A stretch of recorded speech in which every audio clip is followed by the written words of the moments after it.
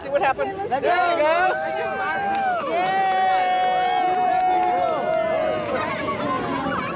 go. So this is kind of like a work in progress. Like this is all very new. Like, you know, this is the first meetup for this kind of group. Do you guys have any ideas for like some kind of like opening or like, you know, tell us opening about the space? Evolver, maybe. Yes, could you just introduce Evolver? Okay, well maybe we can introduce ourselves first, just so everybody can get to know each other, and then we'll get to that. Okay, so so maybe like just like your name and like something about yourself and how you got here tonight right now. Okay, so I'll start. I'm Travis, and yeah, I'm trying to facilitate this Evolver Spore here that's going here. And I got here tonight after meeting up with Bruce and a couple other people here. Actually, yeah, a couple people at the Dennis McKenna book signing that happened last week. So, yeah. Okay. I'm Alan Lundell. This is the talking stick here. The talking feather. I'm Alan Lundell. Yeah. Keep it light. Yes. I'm an old friend of Bruce's, and Lakshmi I know, and Son, and Shane. I know a lot of you folks. I play a character named Dr. Future on the radio, so I think of myself as more of a science journalist, and I'm a futurist, and I'm local. This is my territory, so I want to know what you guys are doing here. And Bruce? Mm-hmm. Yeah. I'm Bruce Damer. I masquerade as Dr. Bruce, and I'm here because I'm interested in the visionary community, and been collecting a huge archive of stuff, doing talks for 12 or 14 years. I'm working with Jacob on the Levity Zone podcast. We just launched a new episode today. What podcast? Levity Zone. Levity Zone. Demo it on the iPhone here. Yeah, and we're very proud of it. We spoke to Ken Jordan on Skype video this afternoon, this morning. That segues into the whole Evolver. Yeah, he's one of the founders of Evolver Network. One of the founders, and we told him we're having kind of proto first Spore meeting at the beach in Santa Cruz, and I called it Spore BQ. And he said, well, what's the theme? I said, well, it's visionary people having a barbecue on the beach. Nothing more, nothing Trying to less. keep hot dogs out of the end. Yeah. That's right. And that's about it. And I'm hoping that I can host Spores at our funny farm up in Boulder Creek at some point, where you'll sit in buses and you'll go through tubs of archives and stuff like that, and it's a lot of fun. Cool. So with that, Nice. I'm Annalise Schinzinger. I know some of you here, and you were the first person to speak. Travis was the first person to speak about the Evolver group at Dennis's talk, and I'm happy to be here in this evolving group. Nice. I'm Lakshmi Narayan, and I know a lot of people here too, from different lives and different worlds, and I'm into mind expansion and everything connected with that, and I have a company called Awake Media, and I do web development and stuff, and I'm really interested in doing things that are oriented towards the psychedelic community. So I work with MAPS, and I'm going to work with WVC, and I'm just happy to be here, and engage with other people who are like-minded. Beautiful. I'm Jacob. A little introduction there. I work on some stuff with Bruce. I also was at the Dennis McKenna book talk last week. That was awesome, and kind of got led here through a few different recent convergences, including a Mendocino experience that didn't happen, apparently, or at least we were told that, but it was awesome. And yeah, I have a background in biology and permaculture stuff and organic farming, and now I work in environmental engineering. And some friends of mine started the Seattle Spore back in 2009 dying or something like that. It's pretty cool. I didn't really get to participate very much. I moved away, but I've followed Reality Sandwich and their whole projects for a long time. It's really awesome. So, nice to meet you. My name is Sun, and I am actually very close to a lot of the people in this circle. And then I'm meeting some new people for the first time, and I am mostly a cheerleader for the success of goodness, and I'm very interested in all things that liberate the human spirit and connect people to each other and make it easier for everyone to be the best that they can be. And so when I hear of great visionary opportunities to get involved, I like to do my part. Show up, check them out, etc. So.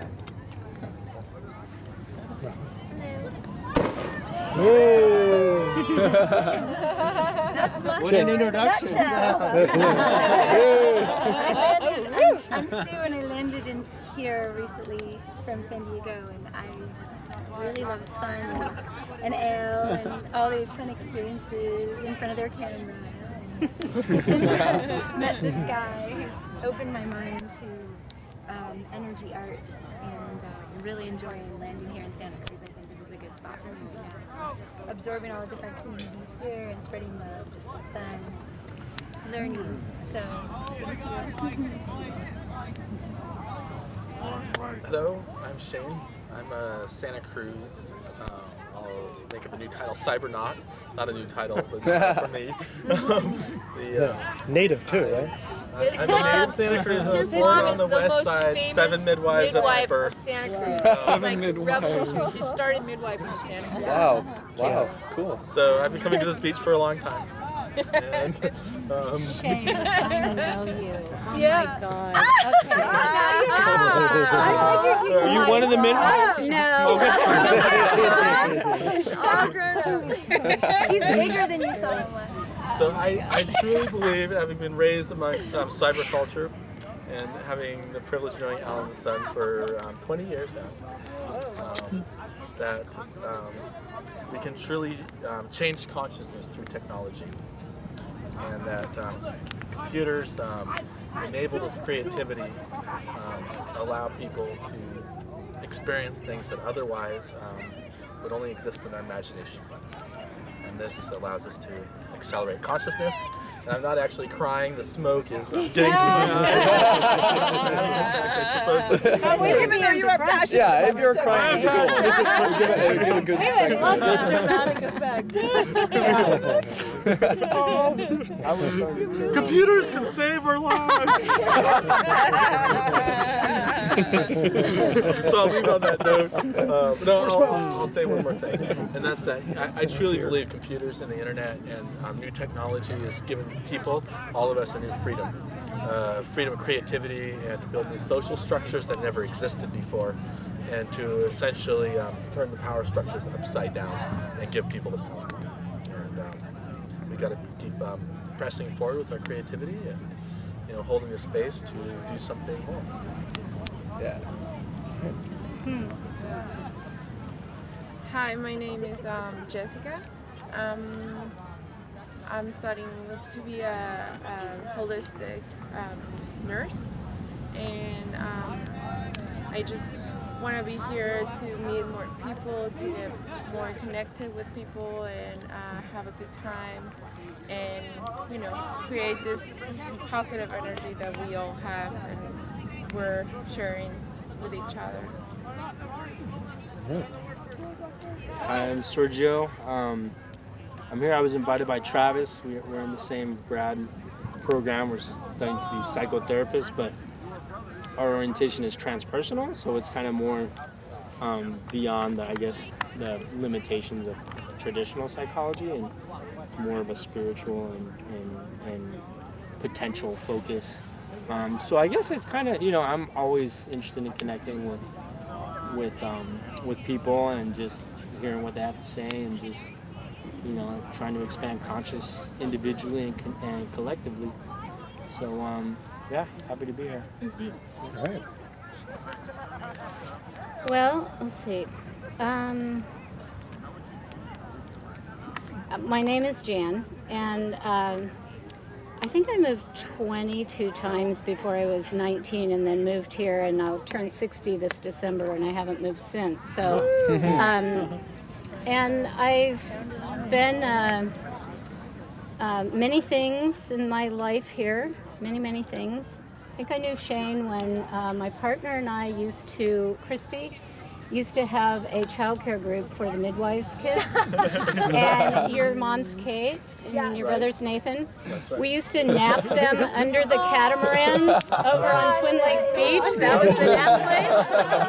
And I have many memories of Shane and Nathan from those times. That's amazing. Small world. I remember the catamarans. That is so amazing. I mean, anyway.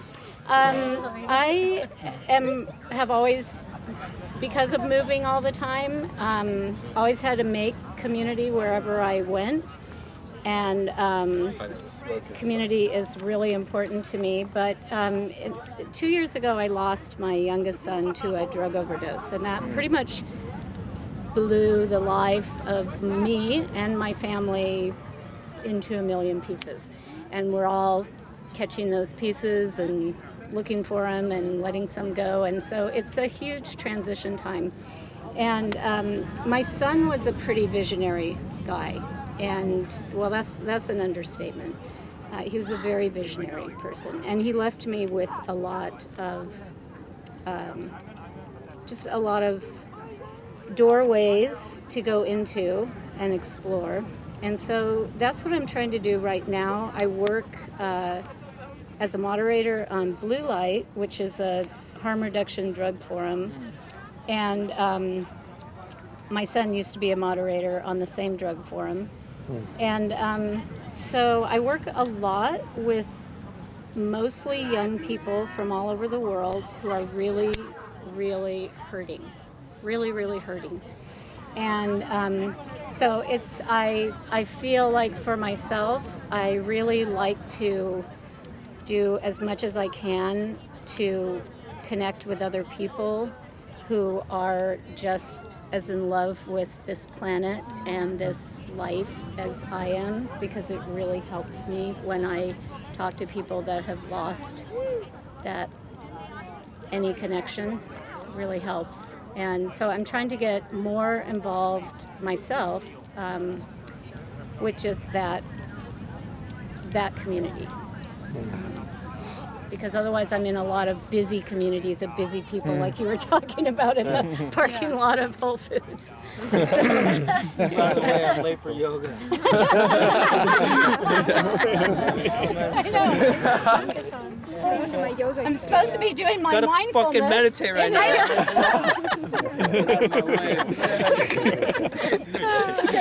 Yeah, we're a caricature of ourselves. All right, so okay, so a couple of people were asking like, what's the Evolver Network?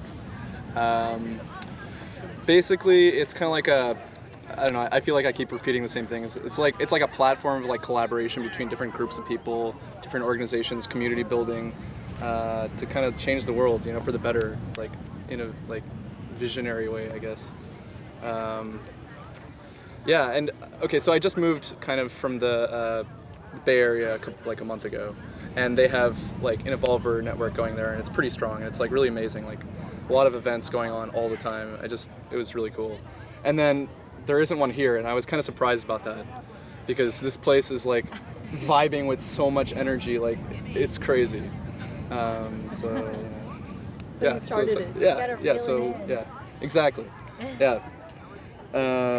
Okay, so I got a few like little questions here. I want to see what you guys like, just like kind of bounce ideas off each other and see what we all think on this. Yeah, I need a flashlight. Okay. Hold on, I got. No one ever has a flashlight. I do. I had it. I have one in my pocket. Okay, well, you know what? I don't need to read this. I know what the first one is. Okay, so like, what is that? What does the word like visionary mean to you? Like when you hear that, what do you think about? Like, or a person who's Yeah. just imagining something possible. Visionary is, I think of the vision as being the sixth sense, you know, the third eye vision, as opposed to just like looking around and seeing what you already see. But it does depend on what you already see, because in order for something to really come into being from our thoughts, it has to connect with what's already here. And so visionary is somebody who can see that bridge and can see where we're going and can communicate it, making it easier for us to actually get there. I think a visionary is somebody who has the courage to do what's right for the greater good, even if it means a lot of pain in their immediate future. They could be a captain or a general in the war who fights for his men instead of going for the government and doing, going against the government because the government's wrong in that particular case. That takes a lot of courage. I think a visionary is somebody who believes it, and knows it with such bravery that they will do anything for it. And that bravery is what a visionary, that's what true visionary does.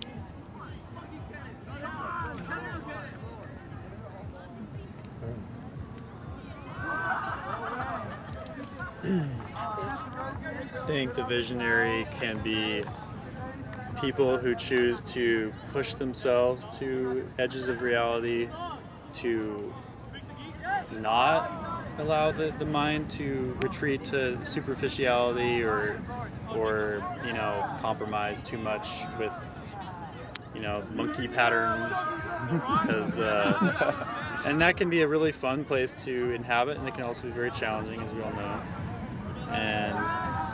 But it's interesting how you can come from places, the Midwest or Texas or whatever, and come to a place like Santa Cruz and get involved and suddenly, feel how it can be amplified through spore type aggregation, like this.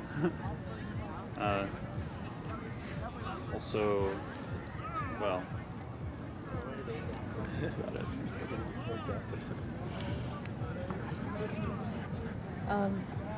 So visionary, for me, I think of inner visions, and psychedelic experiences lend themselves to inner visions. And so, I think many people here have had some incredible inner visions, and the integration part of those inner visions is how those visions are activated or expressed by you in the world, so you can share what it is about that visionary experience that makes it so special and powerful, and how it changes us as human beings. So I think of evolver, like the word evolver, and evolution and visions. I think evolution needs vision, especially today. I'll address this from a very simple point of view, that I'm a visionary person. I see visions when I use medicine. I associate with the world in a very visionary way. And so when I receive guidance with ayahuasca, for example, it's through a vision. It's a knowingness, but it's also I see it. And so then the next step is to integrate it into my life, to carry it out, to take the steps to make it real.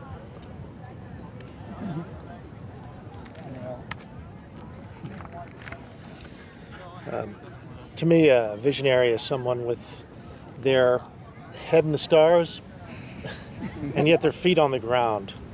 A visionary is someone who can see what could be and says, why not?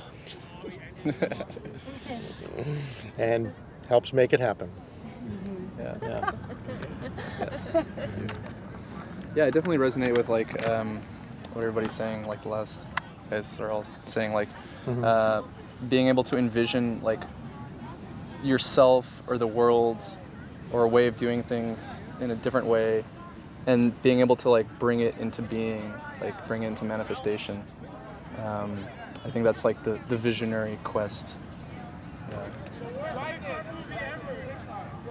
I think of visionary is really tied to art for me, because art comes from experimentation, which isn't necessarily vision at first. It's just a willingness to play and to let yourself, fall into play. And then usually what comes out of that, very similar to psychedelic experiences, what comes out of that usually is really deep vision.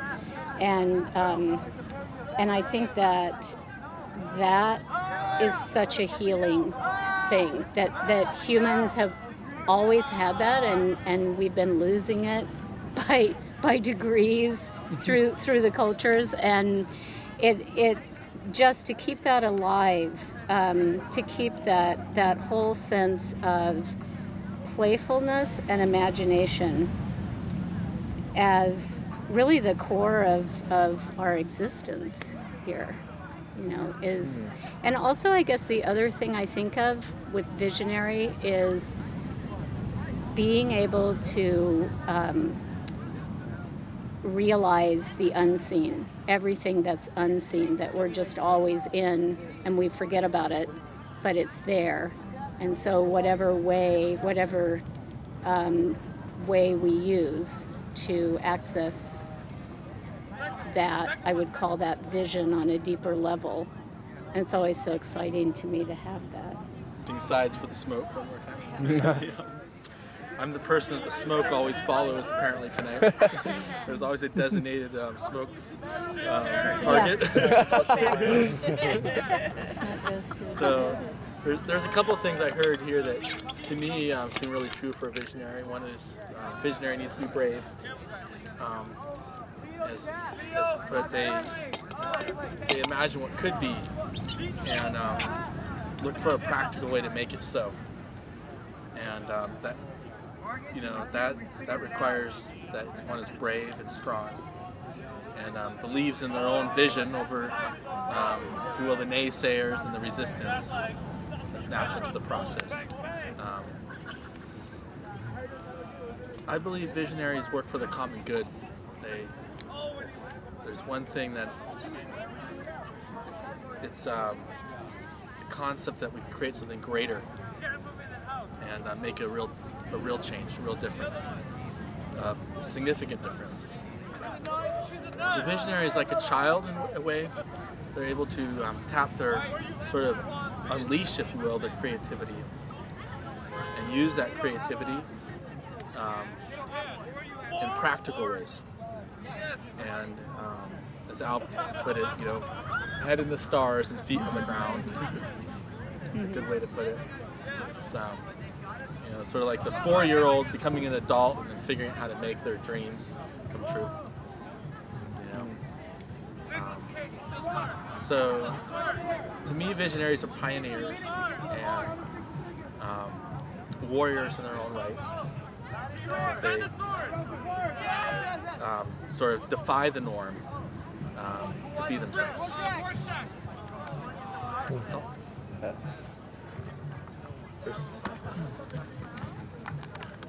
One thing visionaries can be is just absolutely crazy-ass individuals that are after the most extremely bizarre, delivered, couldn't have figured out in their heads, how on earth did my head make this thing experience of just the total edge. Hollywood can't deliver this stuff, and by doing that, being the most human you can be, because that's the edge of what the human creature can be immersed in, at least once in our lives.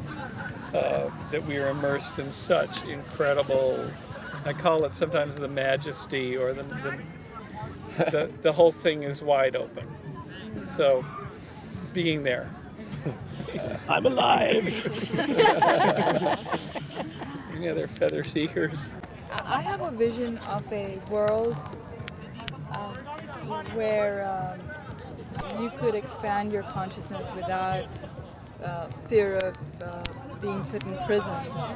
And so that's my vision, and I think that this is a world that used to exist maybe over 2,000 years ago. I've had dreams about archetypal consciousness and about life in an archetypal consciousness, my life in an archetypal consciousness a long time ago. And I had one dream about it that stayed with me, and it was such a profound way to live and engage with reality.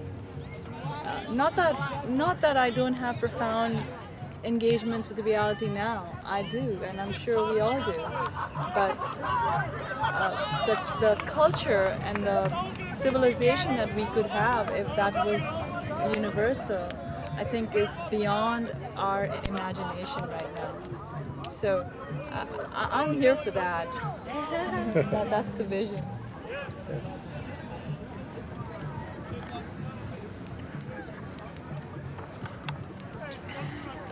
My vision, I would like to have an influence, and make a change in the psychological field. There is a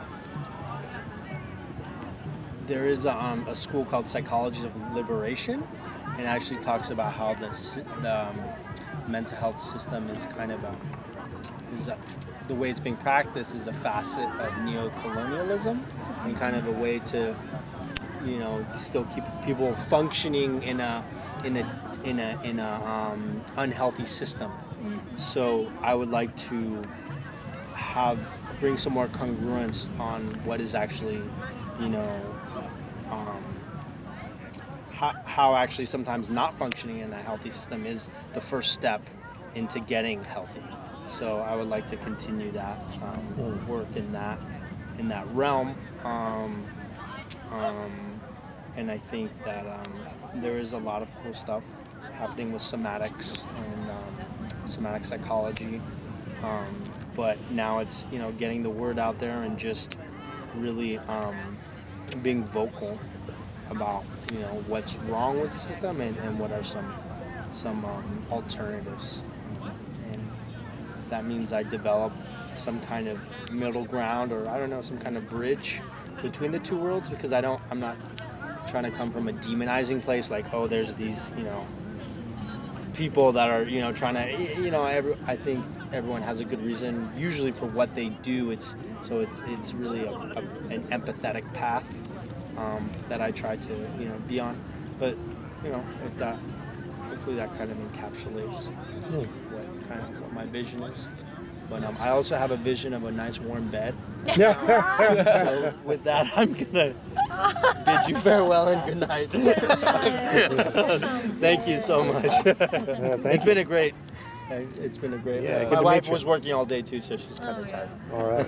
Yeah, thanks for coming. Well, it's great to meet you. Thank you. Nice to meet I you would all. love to Yeah, you talk too. to you more about Oh yeah. just that your whole vision. Yeah. I love that. Let me ask you guys something. Could I send out does anybody mind if I send out an email with everybody's phone number? No, not at all. That would and be everything? fantastic. Okay, cool. I could do that. Yeah. Cool. Yeah. So you guys can all connect up and stuff too. Yeah. Yeah, good. Yeah. Bye. Seeing you. Good sleep. Okay. Oh, I have the feather. Yes. I'm gonna pass right now. Somebody else like Well, I that? do have something to say on this. Just to throw out a visionary topic, I have a vision of what it means to be humans 2.0. It's a very vast subject, which we could talk about, but I think the first step that will be happening is really a good story about what it means to be human at this point in time. What is, we talk about being Americans or Canadians. We have all kinds of stories and mythos about nation-state identities. But do we have any really good stories about what it means for our human identity? What it means to be human at this time? So right now I'm really interested in collecting stories of what it means to be humans, the aspect of ourselves that's transcendent, that's beyond normal identity. and then really something that can unite us all as a species and see ourselves in the relationship to other species. And what is our appropriate relationship with other species? How can we communicate with them? What is the Gaia, in relation to this? Is it all alive? I wonder about this. And who are we in the overall scheme of things as a species? I'd like to explore that further. Expanding our awareness as humans to see how we can think differently about things. In the United States, there's a tendency to consider death as in a certain way, or not even think about it, push it away. Mm-hmm. And having lived or spent time in Mexico and seeing how people view death. I'm a hospice caregiver. I work with elders, so death is very present in my life, my work. And so when a person, this is interspecies, but it can be intraspecies, mm-hmm. intra rather. So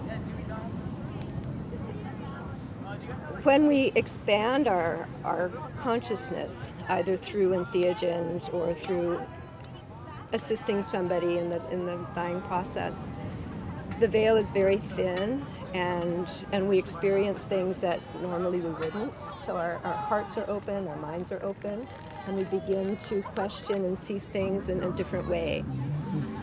And having lived in Brazil and experienced spiritual healing, that's another way where we can expand the sense of who we are, what our abilities are, how we can help one another, and just being open to another reality where the vibrational field is higher and more magic happens because there's more receptivity to it.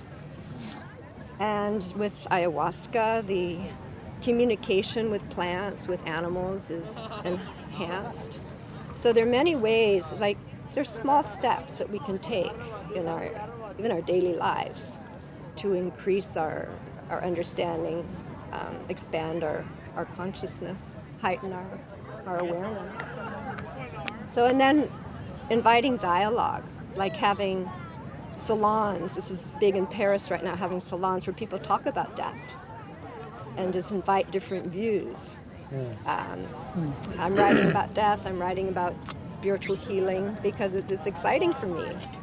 There's so many different ways of viewing health, the human body, and what is, passing from this plane of existence to another, where, life continues in another way. The spirit is alive.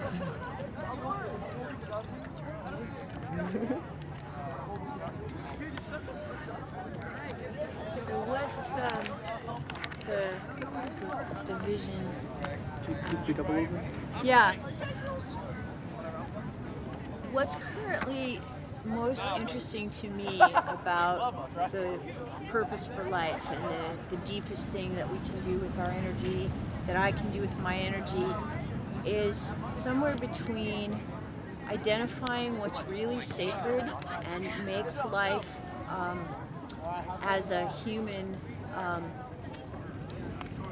connected to the universal, and what makes it important instead of insignificant, and putting life force behind those thoughts is very important to me, and yearning for an experience for every sentient person or being that gives them a sense that they're treasured and valued and important, so that their gifts can be cultivated and received. Those are the things that have my attention and that I feel are that we can always use more of. Maybe there's already some of, but maybe not enough. And so I look for ways to encourage more of an understanding of what's sacred and how can we be more nurturing to creative opportunities. Hope.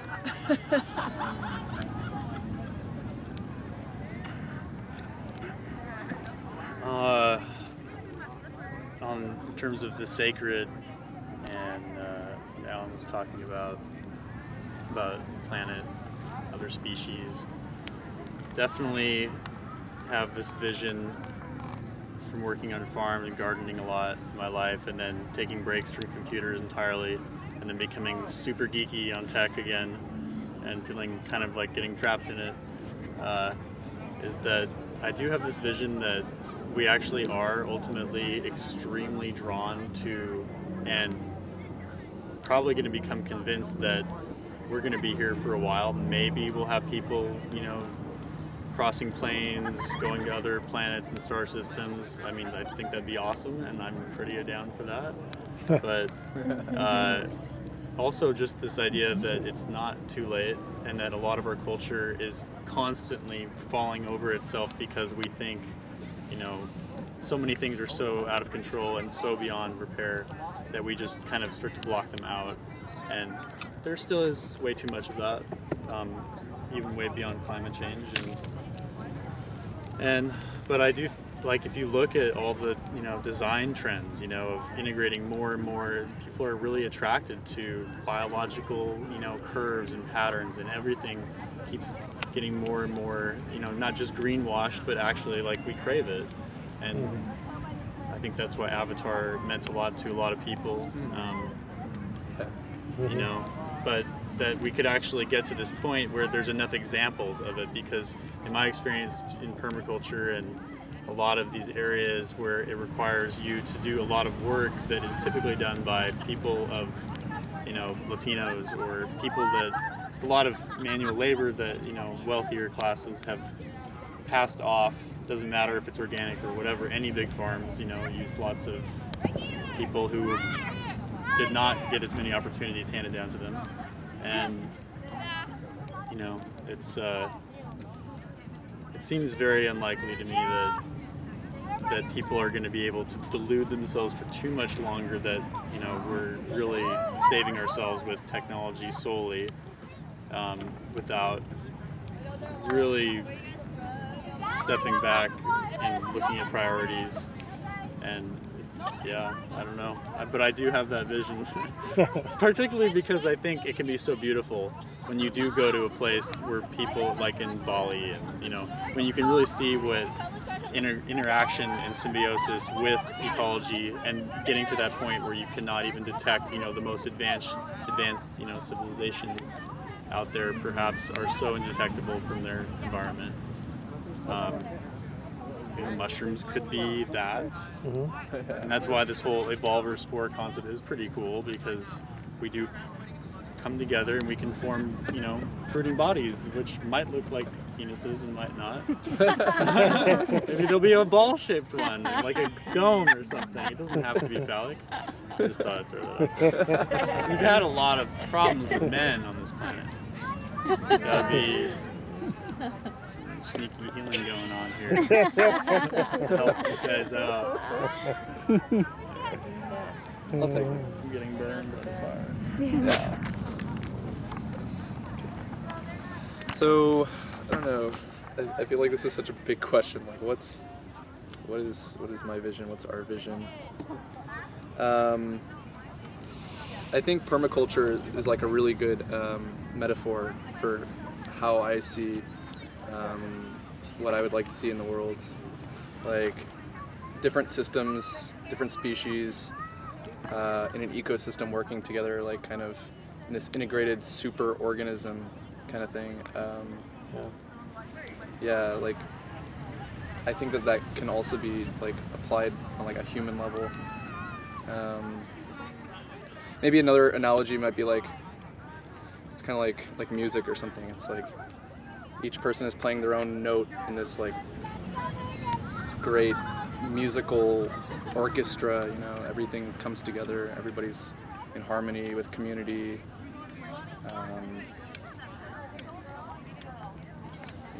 In a living in a way that's sustainable, and that is meaningful, and allows each person to like reach their full potential as a human being and manifest like their dreams pretty much. Bring like the imagination into being. yeah, it just helped facilitate the creation of some kind of system like that could allow for that. Yeah. So that's my vision. So to tie in with that, when I reflect on my psychedelic experiences and other life experiences, it does seem like there is a biological internet that's out there that's really real, and that every other species except us is kind of aware of it. You know, like we're the ones not at the party. We used to be aware of it. Yeah, we're used to be aware of it, and yet the psychedelics help bring that awareness back into our consciousness again. And it's got me thinking about how we organize with each other. And you know, and you stop and look at the way biology organizes our bodies, for example. It's pretty amazing. And it's way beyond the way our government is organized, you know, in terms of its efficiency and how it, you know, and how it works. And I'm thinking that if we really tune into our heritage, which is this biological intelligence, then why shouldn't we design a culture that reflects the principles that are in our bodies? You know, that's, you know, like some kind of species organism of some sort, superorganism. It kind of makes sense to me. But not one that's exactly like the body. We all have free will. We all have much more complexity than cells do in the body. So whatever this emerging structure might be, it's a quantum leap beyond our bodies in that sense, and yet still following the biological principles that are so much here, that are us. And I think the instruction manual to the body is actually encoded in it. Right? I think, you know, a lot of the things like qigong and, you know, touching the organs and vibrating them activate a communication system that's just there already, and that we have the system. We're such sophisticated organisms that the instruction manuals are here with us, and it's a question of us tuning into what they are in order to wake up to this unfoldment that we're part of. You know, I feel like we're right in the middle of this. We're switching. We're in a transition point from a sort of the classic Western model of civilization, or species-centric thinking, raised, you know, that created us, to reintegration with nature, which creates something like a species superorganism of some sort. At least that's what I perceive right now, and I'm interested in evolving my understanding of that. So.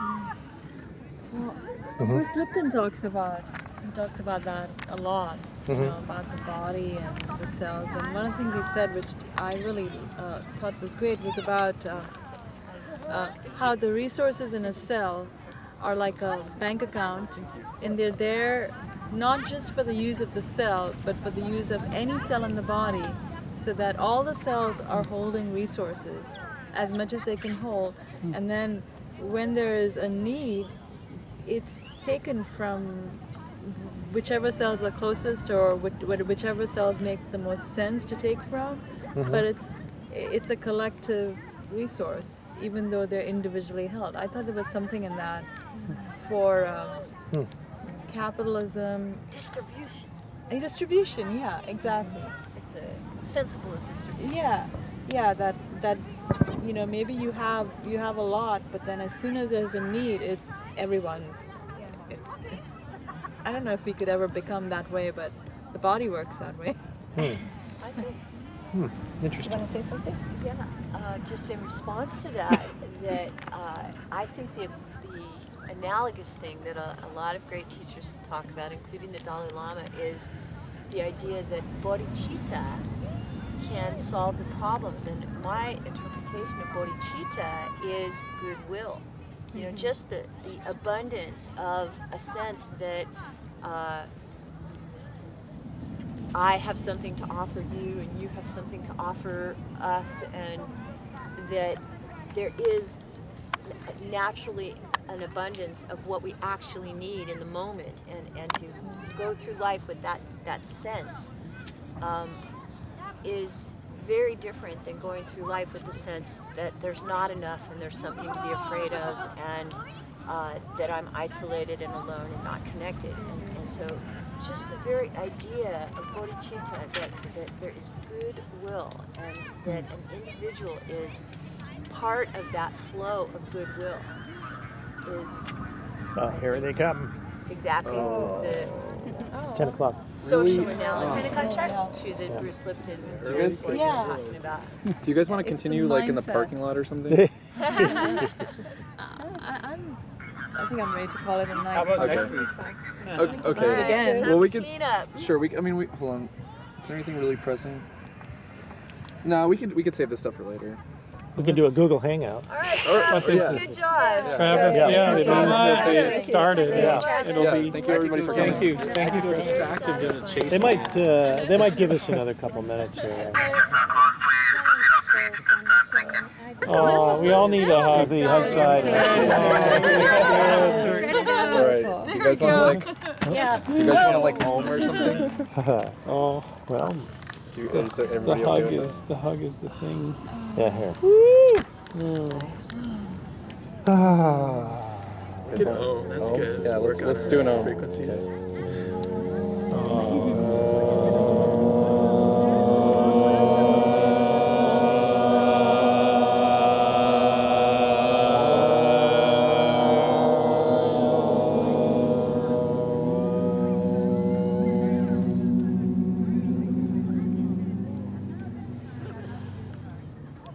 Mm.